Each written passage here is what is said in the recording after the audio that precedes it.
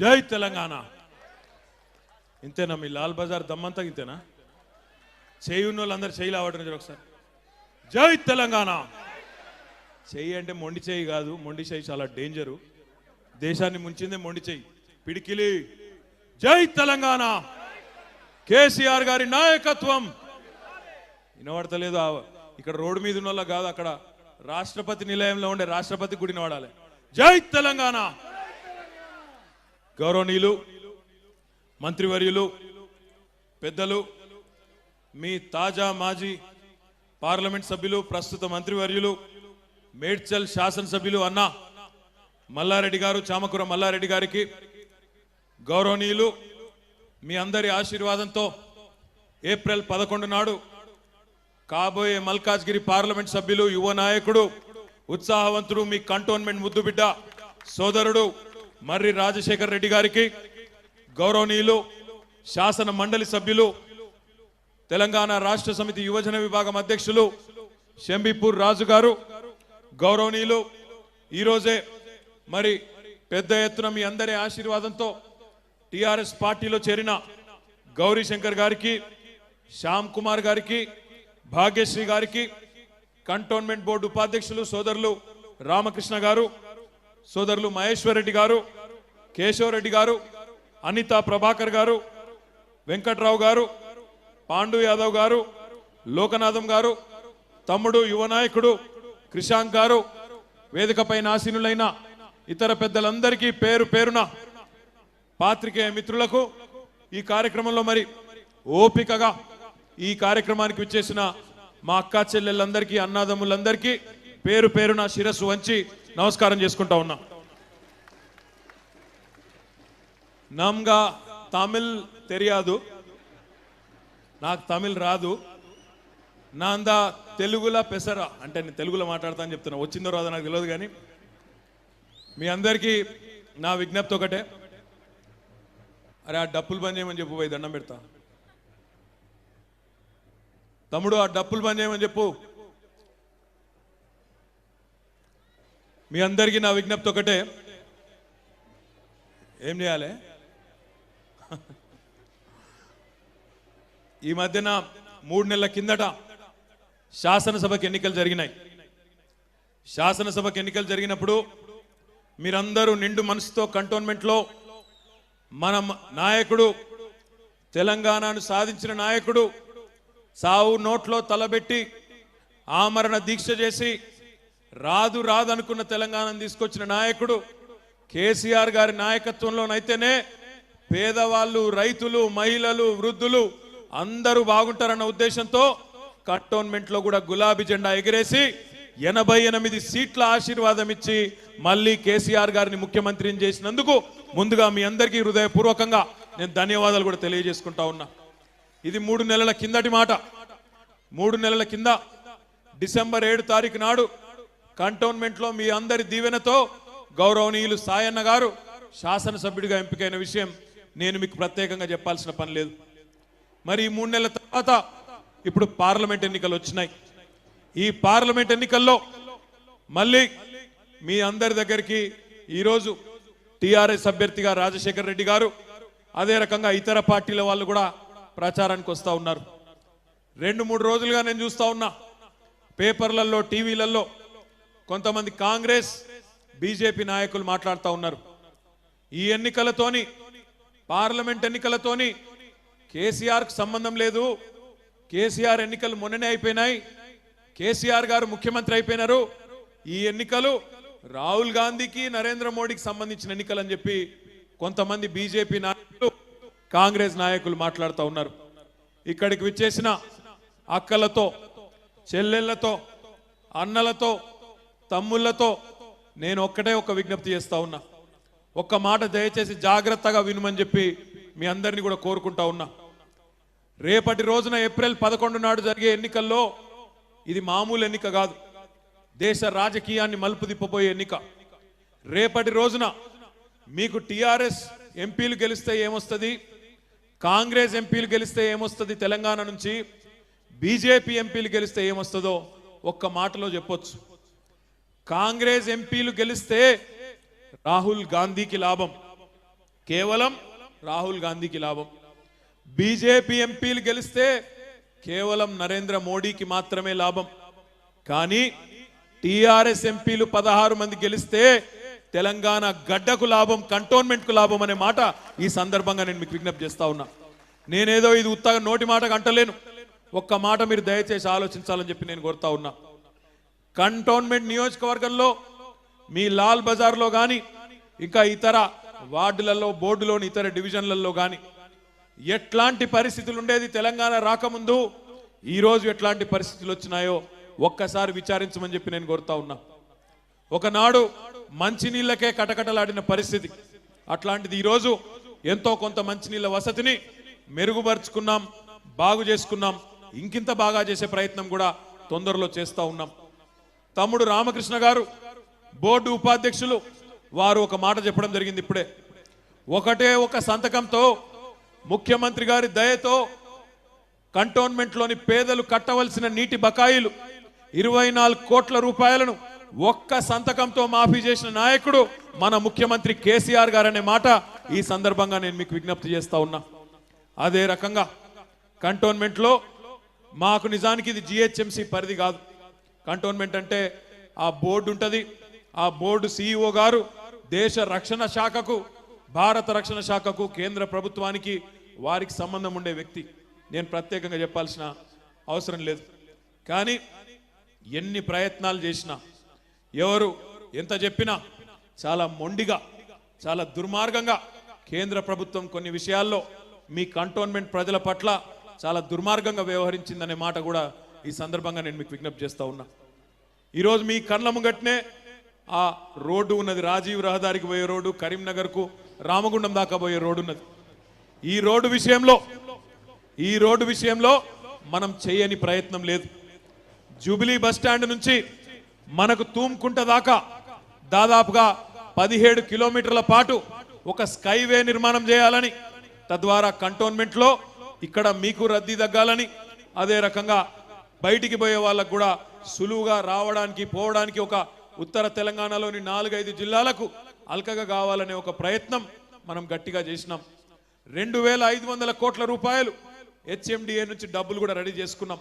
ఇక్కడ నుంచి అక్కడ దాకా బ్రహ్మాండంగా ఎట్లనైతే ఎయిర్పోర్ట్కు పోయేందుకు పివి నరసింహారావు ఎక్స్ప్రెస్ వే ఉన్నదో అంతకంటే పొడవుగా, అంతకంటే అందంగా ఒక మంచి ఫ్లైఓవర్ నిర్మాణం చేయాలి, స్కైవే నిర్మాణం చేయాలని చెప్పి కేంద్ర రక్షణ మంత్రి దగ్గరికి నేను ఆనాడు మంత్రిగా, మల్లారి గారు ఎంపీగా ఒకసారి కాదు 10 సార్లు పోయినాం.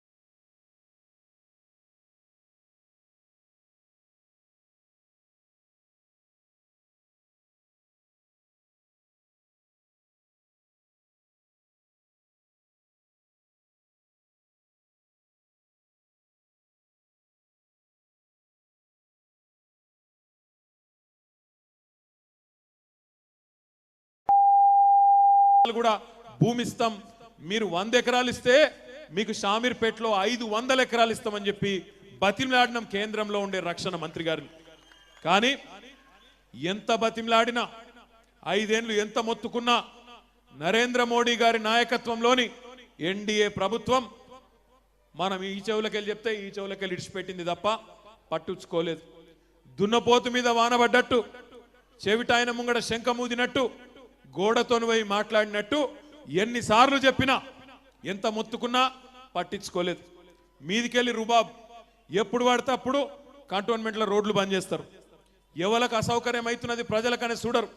లక్షల మంది ప్రజలు, మల్కాజ్గిరి ప్రజలు, ఉప్పల్లో ఉండే ప్రజలు, కంటోన్మెంట్లో ఉండేటోళ్ళు, పక్కన కుత్బుల్లాపూర్లో ఉండేటోళ్ళు అందరికి ఇబ్బంది అవుతున్నదయా. లక్షల మంది ప్రజలకు ఎటు పడితే అటు బంద్ చేయకండి అని చెప్పి రోడ్లు మల్లారెడ్డి గారు స్వయంగా పార్లమెంట్ సభ్యుడిగా ఆనాడు ఒక్కసారి కాదు 10 సార్లు రక్షణ మంత్రిత్వ శాఖ చుట్టూ తిరిగినారు. అయినా దుర్మార్గంగా ఎన్నడూ కూడా పట్టించుకున్న పాపాన పోలేదు. స్కైవేలు కట్టుకుంటామంటే సహకరించరు. ఆఖరికి ఇప్పుడే తమ్ముడు రామకృష్ణ గారు చెప్పినట్టు ఆనాడు కేశవరెడ్డి గారు ఉపాధ్యక్షుడిగా ఉండే అనుకుంటా. ఒకసారి ఆ రామన్న కుంట కాడికి పోయినాం. రామన్న కుంట అనో చెరువు ఉంటుంది. ఆడికి పోయినప్పుడు ఆ చెరువు అంతా గబ్బు గబ్బు ఉన్నది. మరి దీన్ని బాగా చేద్దాం ఎట్లా అని అడిగితే దానికి అది కూడా రక్షణ శాఖది, దానికి పైసలు మేము పెడతామంటే కూడా రాష్ట్ర ప్రభుత్వం నుంచి 2 కోట్లైనా 3 కోట్లైనా ఎన్ని కోట్లైనా మేము ఇస్తాం, బాగా చేద్దాం, ఈ ప్రాంత ప్రజలకు మంచి చేద్దామంటే దాన్ని ఇచ్చేందుకు కూడా చాలా రోజులు సతాయించిన విషయాన్ని కూడా నేను మీ దృష్టికి తీసుకొని వస్తా ఉన్నా. నేను కంటోన్మెంట్ ప్రజలను, లాల్ బజార్ సోదరులను, మా అక్కలను, చెల్లెలను, మా అన్నదమ్ములను ఒక్కటే మాట ఆలోచించమని కోరుతా ఉన్నా. ఈ దేశంలో ఈరోజు ఎట్లున్నది పరిస్థితి అంటే కేంద్రంలో, కేంద్ర ప్రభుత్వంలో జిస్కా లాఠీ ఉస్కా భైన్స్ అంటే బడితే ఎవరి దగ్గర ఉంటే, కర్ర ఎవరి దగ్గర ఉంటే బర్రె ఆయననే మలుపుకొని పోతున్నాడు. ఎందుకు ఈ మాట అంటున్నా అంటే ఉత్తగానే అంటలేను. ఈరోజు మీరు గమనించినట్టయితే కేంద్రంలో రైల్వే మంత్రి ఎవరుంటే రైళ్లు ఆయన రాష్ట్రానికి ఉరుకుతా ఉన్నాయి.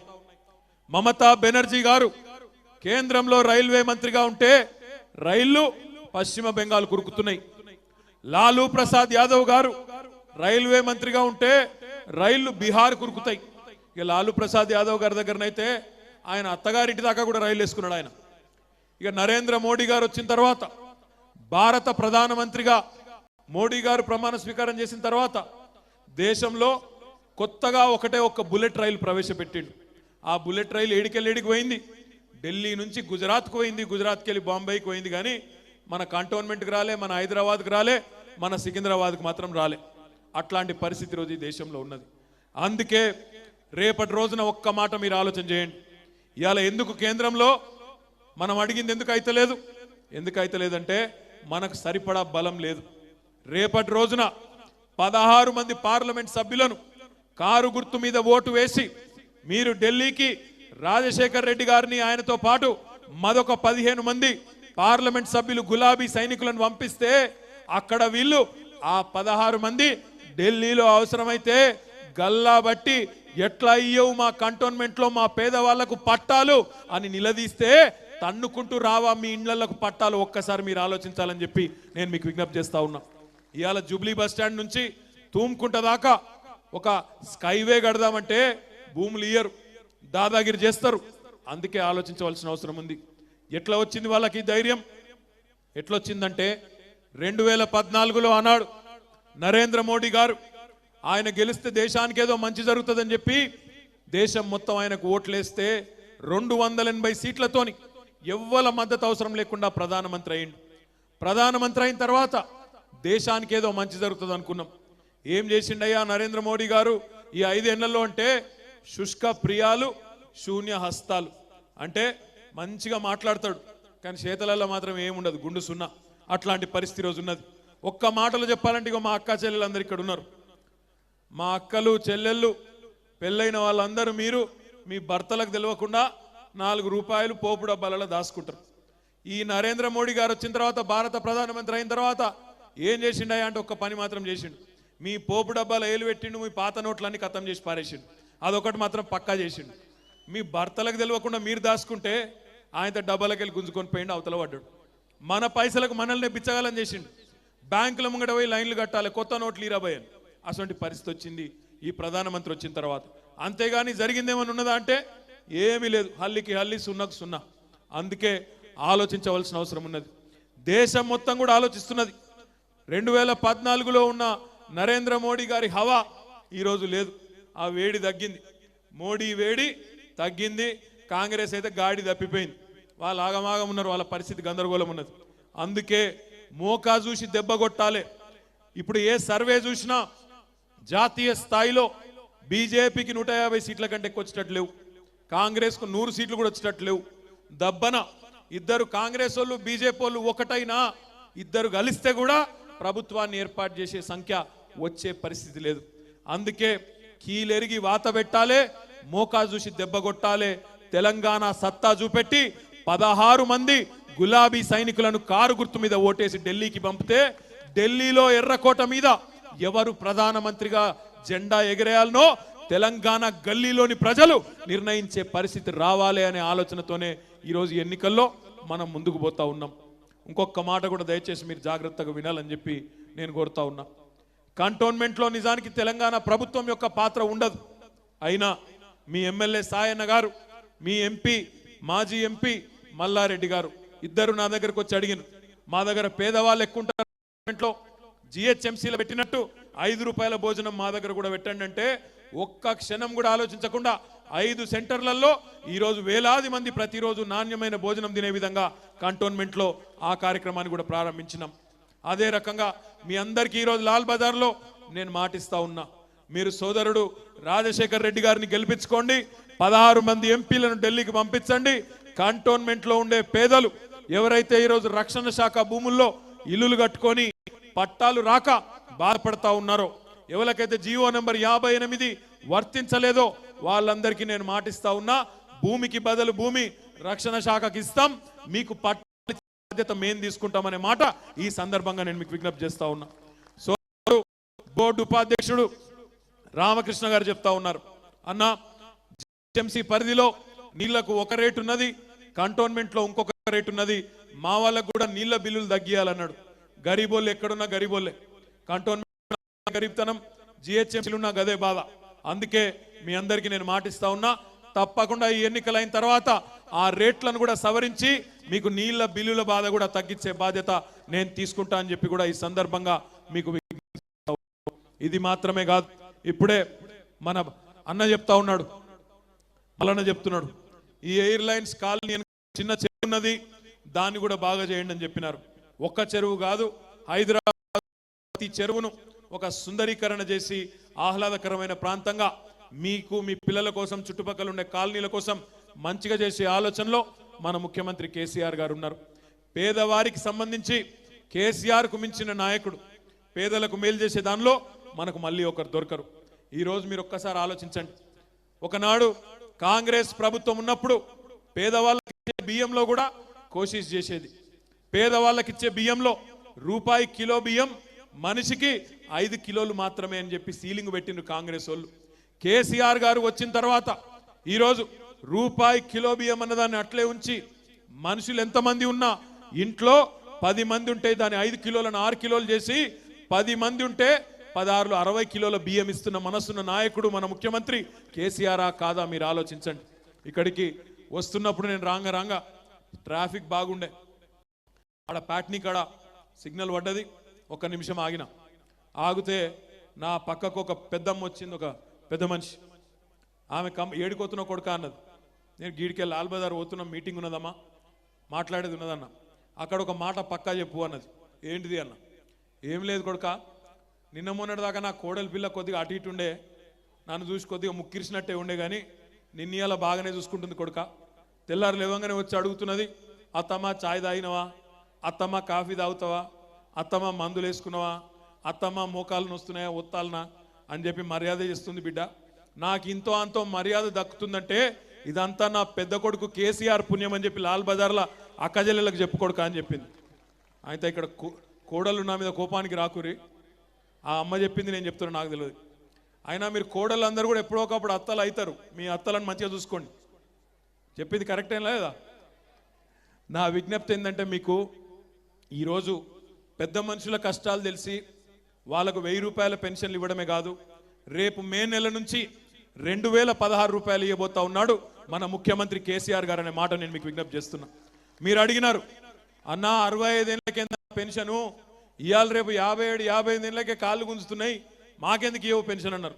అందుకే కేసీఆర్ గారు మీ విజ్ఞప్తిని మన్నించి 65 ఏళ్ళున్న వయస్సును 57 ఏళ్లకు తగ్గించి మే నెల నుంచి 57 ఏళ్ళు నిండిన వాళ్ళకు కూడా 2000 రూపాయల పెన్షన్ ఇవ్వబోతున్నాడు అనే మాట ఈ సందర్భంగా నేను మీకు విజ్ఞప్తి చేస్తున్నా. మా అక్క చెల్లెలు ఇంతమంది ఇక్కడ ఉన్నారు, ఒక్క మాట ఆలోచించండి. భర్తలు వదిలిపెట్టిన వాళ్ళు, ఒంటరి మహిళలు, కుటుంబాల ఆదరణకు దూరమైన వాళ్ళు, ఎప్పుడన్నా ఎవరన్నా ముఖ్యమంత్రి ఏదన్నా ప్రభుత్వం మన గురించి ఆలోచించిందా? ఒక్కసారి ఆలోచించండి.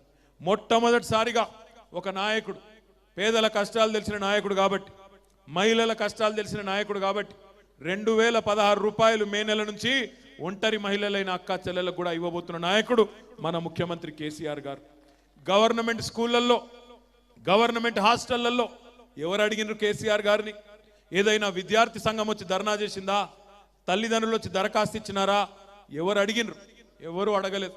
అడగకపోయినా క్యాంప్ ఆఫీసులో ప్రగతి భవన్లో ఉండే ముఖ్యమంత్రి గారి మన్మడు మన్మరాలు ఏ సన్న బియ్యంతో అన్నం తింటా ఉన్నారో అదే సన్న బియ్యంతో పేదింటి బిడ్డలు చదువుకునే ప్రభుత్వ స్కూళ్లలో ప్రభుత్వ హాస్టళ్లలో కడుపు నిండా భోజనం పెడుతున్న నాయకుడు మన ముఖ్యమంత్రి కేసీఆర్ గారు అనే మాట ఈ సందర్భంగా నేను మీకు విజ్ఞప్తి చేస్తా ఉన్నా. పెద్దలు చెప్తారు, పెద్దలు ఒక సామెత చెప్తారు, ఇల్లు గట్టి చూడు పెళ్లి చేసి చూడు అంటారు. కరెక్టేనా? రెండు కష్టం అని అంటారు. కానీ ఈరోజు ఈ దేశంలో ఎవరన్నా ఒక ముఖ్యమంత్రి ఉన్నాడా? పెళ్లి నేనే చేస్తా, మేనమామ వచ్చినా రాకపోయినా 1,116 రూపాయలు పెళ్లి ఖర్చులకిచ్చి కళ్యాణ లక్ష్మి షాదీ ముబారక్ పేరుతో పెళ్లి నేనే చేస్తా, డబల్ బెడ్రూమ్ ఇల్లు కూడా మీరు ఒక్క పైసా విట్టే అవసరం లేకుండా నేనే కట్టిస్తా అంటున్న ముఖ్యమంత్రి ఈ దేశంలో కేసీఆర్ తప్ప ఎవరన్నా ఉన్నారా? ఒక్కసారి మీ చప్పట్లతో చెప్పాలని చెప్పి నేను కొడతా ఉన్నా. తెల్లారి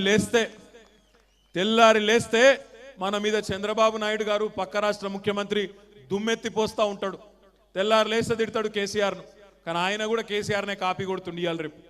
కేసీఆర్ గారు ఇక్కడ రైతు బంధన్ పెట్టి రైతులకు నేను డబ్బులు ఇస్తా పెట్టుబడి ఇస్తా అంటే ఇలా చంద్రబాబు నాయుడు గారు కూడా దిక్కులేక విధి లేక ఇక దిగిపోయే ముందన్న జ్ఞానం తెచ్చుకొని అన్నదాత సుఖీభవ అని చెప్పి ఇలా ఆంధ్ర రైతులకు కూడా లాభం జరుగుతున్నదంటే అది కేసీఆర్ పుణ్యమా కాదా మీరు ఆలోచించాలని చెప్పి నేను కోరుతా ఉన్నా. ఒక్క చంద్రబాబు నాయుడే కాదు, భారత ప్రధానమంత్రి నరేంద్ర మోడీ గారు కూడా ఈరోజు మన నాయకుడి ఆలోచనను నకలు కొట్టి రైతు బంధును కాపీ కొట్టి పిఎం కిసాన్ అని పేరు పెట్టి కోట్ల మంది రైతులకు తృణమో ఫనమో 4 పైసలు ఇస్తున్నాడంటే అది మన నాయకుడి గొప్పతనమా కాదా ఆలోచించండి. కళ్యాణ లక్ష్మి కానీ షాదీ ముబారక్ కానీ ఇట్లాంటి కార్యక్రమాలు దేశంలో ఎక్కడ లేవు. ఇక్కడనే పక్కనే మీకు బొల్లారంలో హాస్పిటల్ ఉన్నది. మల్లారెడ్డి గారు పాపం చాలా ప్రయత్నం చేసినాడు. కేంద్ర ప్రభుత్వం నుంచి ఆ హాస్పిటల్ను రాష్ట్ర ప్రభుత్వానికి మార్పిస్తే బ్రహ్మాండంగా మీ అందరికి సౌలత్ ఉంటుందని చెప్పి ప్రయత్నం చేసినాడు. కానీ వాళ్ళు ఇల్లే భూములు అడిగితే భూములు ఇయ్యరు, రక్షణ భూములు. మనం రోడ్లు వైడ్ చేసుకుందాం, వెడల్పు చేసుకుందాం, మనకు ట్రాఫిక్ సమస్య పోతుందంటే భూములు ఇయ్యరు. హాస్పిటల్ బదలాయిస్తే బాగా నడుపుతాం, పేదవాళ్లకు మంచిగా సౌలత్ చేస్తామంటే దానికి హాస్పిటల్ ఇయ్యరు. ఎందుకు కావాలి టీఆర్ఎస్ ఎంపీ అంటే ఒక అందుకే కావాలి.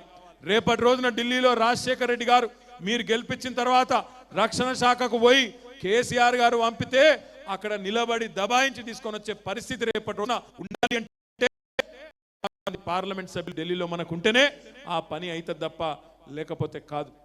ఒక్క మాట మీరు ఆలోచించాలి. కాంగ్రెస్ వాళ్ళు ఇక్కడ నిలబడ్డారు, కొంతమంది కాంగ్రెస్ ఆయన ఇక్కడ నిలబడ్డారు. మల్కాజ్గిరి పార్లమెంట్ నుంచి 2 నెలల కిందటనే మొన్ననే అక్కడ అసెంబ్లీలో ఇదే కాంగ్రెస్ ఆయన ఇదే అభ్యర్థి అసెంబ్లీలో అక్కడ 10-12 వేల ఓట్లతో ఓడిపోయింది. మరి నేను ఒక్కటే అడుగుతున్నా, మీ లాల్ బజార్ కొడంగల్లో చెల్లని రూపాయి లాల్ బజార్లో చెల్తుందా? కొడంగల్లో చెల్లని నోటి ఇక్కడ చెల్తుందా? మరి మనకేమైనా వాళ్ళేమో వద్దని సింపవతల వారేసిండ్రు, మరి మీ దగ్గర రాగానే మీరు నెత్తి మీద పెట్టుకుంటారా దాన్ని? ఇక్కడ వెళ్తుంది ఒకటే మార్కెట్లో ఒకటే సింబల్ మీద ఒకటే అభ్యర్థి, అక్కడ పనికిరాని వాటి పనికెట్లు వస్తాడు. పూలకు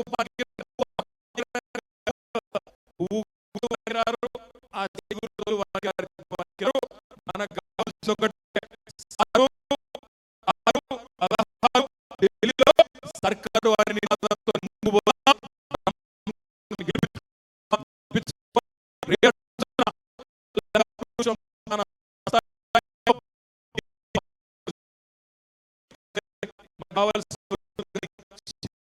రక్షణ శాఖ భూములు ఎక్కడైతే పేదలు రాకుండా ఇబ్బంది పడతా ఉన్నారో మీ అందరికీ నేను మాటిస్తా ఉన్నా. వ్యక్తిగతంగా నేను సవాల్గా తీసుకుంటా. కేంద్ర ప్రభుత్వం మెడలు వంచైనా సరే మీకు పట్టాలు ఇప్పించే బాధ్యత నేను తీసుకుంటా అనే మాట ఈ సందర్భంగా కంటోన్మెంట్లోని సోదరులందరికీ కూడా విజ్ఞప్తి చేస్తాను. నేను ముగించే ముందు మీ అందరికీ రేపటి ఎన్నికలు ఆషామాషి ఎన్నికలు కాదు. కాంగ్రెస్ వాళ్ళకు 100 దాటాయి, బీజేపీకి 150 దాటాయి. దేశం మొత్తంలో ఇద్దరు కలిస్తే కూడా ప్రభుత్వం వచ్చే పరిస్థితి లేదు. మీరు 16 మందిని ఆశీర్వదిస్తే ఆ 16 ఉండదు. ఈ దేశంలో కాంగ్రెస్ అంటే బడనోళ్ళు, బీజేపీ అంటే బడనోళ్ళు, ఇంకో 150-160 మంది మనతోని నిత్యం టచ్ లో ఉన్నారు. మనందరం కలిసి గట్టికి కూర్చొని ఆ 150 మందిని ఒక ముద్దకు తెచ్చి హైదరాబాద్లో కూర్చుంటే కూడా ఢిల్లీ వాళ్ళు దేవుడా అని దిగి వచ్చి దండం పెట్టి అయ్యా మీరే నడపండి దేశాన్ని అని చెప్పే పరిస్థితి రావాలంటే ముందు ఇక్కడ మీరు కారు గుర్తుకు ఓటేసి గెలిపించాలని చెప్పి నేను కోరుతా ఉన్నా. అభ్యర్థి ఎవరన్నది ముఖ్యం కాదు. రాజశేఖర రెడ్డి గారు విద్యావంతుడు, చదువుకున్నాడు, బ్రహ్మాండంగా దేవుడిచ్చిన అన్ని కూడా ఆయనకు ఆల్రెడీ ఉన్నాయి. డబ్బులు సంపాదించుకున్నాడు, వ్యాపారం చేసిండు, నీతివంతంగా మీ కంటోన్మెంట్లో పుట్టిన బిడ్డ, ఇక్కడి నుంచే వచ్చిన వాడు, మీ కాళ్ళల్లోనే ఇక్కడే తిరిగి ఇక్కడే పెరిగినవాడు. అనుక్షణం ఇక్కడనే బోయిన్పల్లిలో ఇల్లు, మీరు ఎప్పుడు పోయినా ఆయన బ్రహ్మాండంగా రిసీవ్ చేసుకొని కూర్చోబెట్టి మీకు ఏ సమస్య ఉన్నా మీ బోర్డు మెంబర్లు ఎట్లయితే అందుబాటులో ఉంటారో అంతకంటే ఎక్కువగా తాను కూడా ఇక్కడనే అందుబాటులో ఉండి మీ కష్టాలు చూసుకునే బిడ్డ. నేను మిమ్మల్ని కోరేది ఒకటే, రేపటి రోజున మీరు గెలిపించిన తర్వాత 100కు 100% కంటోన్మెంట్ నియోజకవర్గాన్ని అవసరమైతే మీ ఎంపీగా రాజశేఖర రెడ్డి గారు ప్రత్యేకంగా అవసరమైతే దత్తత తీసుకొని మిమ్మల్ని బ్రహ్మాండంగా చూసుకునే తాను తీసుకుంటాడో ఆ దిశగా మేమందరం కలిసికట్టుగా నడుస్తాం. వారిని గెలిపించండి, కారు గుర్తు మీద ఓటేసి దీవించండి అని చెప్పి మళ్ళొక్కసారి కోరుతూ, ఒక్కసారి మీ అందరూ గట్టిగా ఏ గుర్తు కొట్టేస్తారు? మరి వినబడతలేదు. కారు గుర్తు కొట్టేస్తారు. ఒకటి చేయలేవట్టండి. ఆ వెనకానున్నోళ్ళు సగం సగం లావడుతారు. సగం ఓటి ఇటు సగం ఓటు అటు ఏ రాదు, ఒకటే దిక్కు. మొత్తం రెండు చేయలు లావటండి. ఒకసారి చూద్దాం మీకు ఎన్ని చేయలు ఉన్నాయో, మీ లాల్ బజార్ సత్తా ఏందో. కేసీఆర్ గారి నాయకత్వం, కారు గుర్తుకే. జై తెలంగాణ, జై తెలంగాణ. ధన్యవాదాలు.